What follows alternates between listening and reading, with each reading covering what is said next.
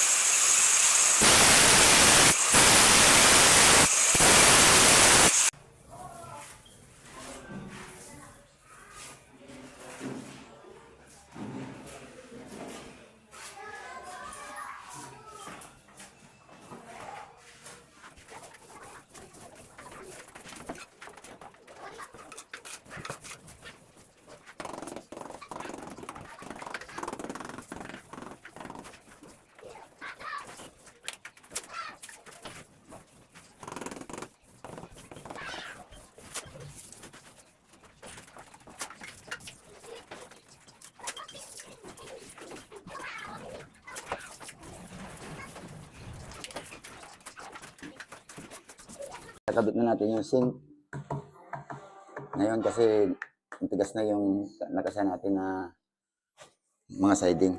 Pwede na natin butasan. Ganito ako guys, pag nagkakabit ng gagawa ng mga lababo, hinuhuli ko yung sink ikabit.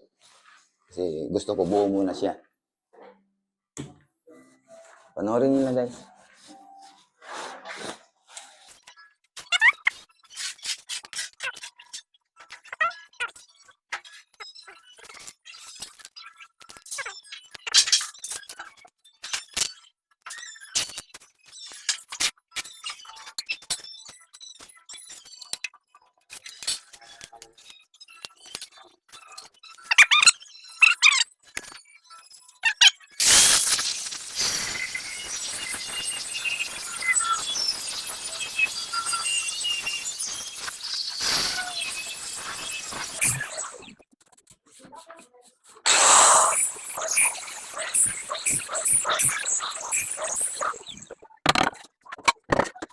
Share natin kung bakit natin nahuli, hindi natin sinabay doon sa pagkakabit nitong tiles.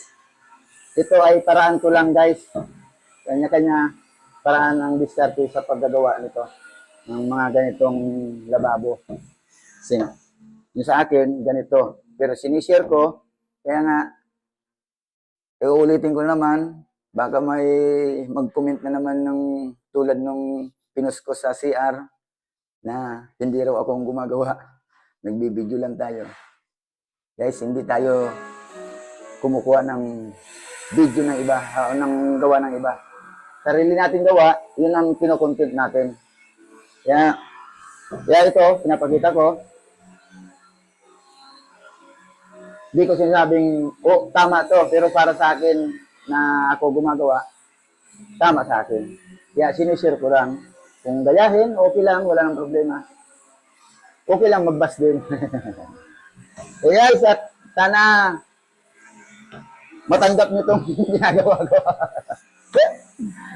Maraming salamat sa pagsubaybay sa ating mga upload na ginagawang ganito. Mga construction, pang-construction. Sana magustuhan nyo ang mga ina-upload natin. Maraming salamat guys.